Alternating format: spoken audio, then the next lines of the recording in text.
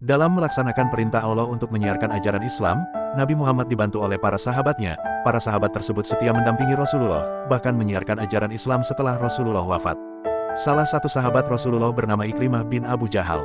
Ikrimah bin Abu Jahal merupakan salah satu sosok menarik dalam Islam. Ikrimah bin Jahal berasal dari suku Quraisy keturunan Bani Mahzum.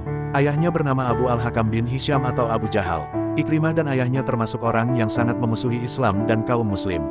Mereka selalu mencari cara untuk menyakiti Nabi Muhammad. Sesungguhnya Allah tidak akan menyia-nyiakan hak orang yang terzalimi.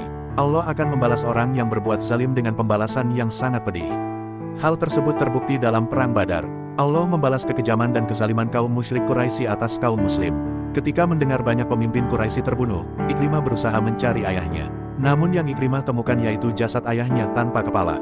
Kematian ayahnya dan kekalahan Quraisy dalam Perang Badar membuat Ikrimah sangat berduka dan gelisah. Kemudian ia pergi menemui Safwan dan berencana untuk membalas kaum muslimin. Dalam waktu singkat, mereka berhasil membangkitkan gairah kaum Quraisy untuk balas dendam. Sebanyak 3.000 pasukan berhasil mereka kumpulkan.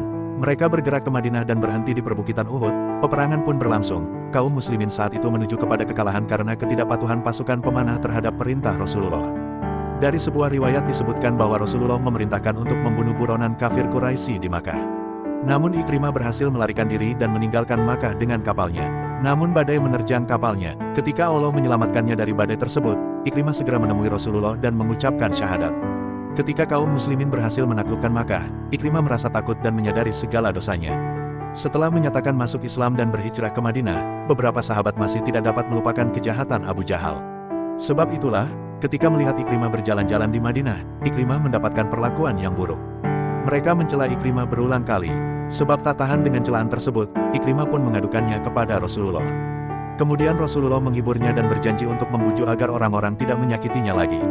Tak lama kemudian saat Rasulullah berkesempatan untuk khutbah, beliau mengatakan agar tidak menyakiti seorang muslim hanya lantaran orang tuanya kafir.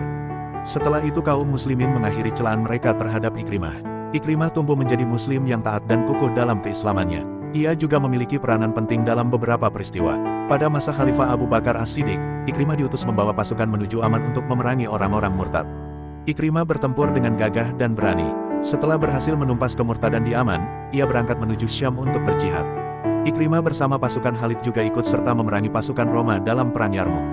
Ketika perang usai dan perang dimenangkan oleh kaum muslim, mereka menemukan jenazah Ikrimah bin Abu Jahal di antara para syuhada. Abu Jahal gagal mengajak anaknya ke dalam neraka. Allah berkehendak menempatkannya di tempat yang penuh dengan kebaikan yang abadi.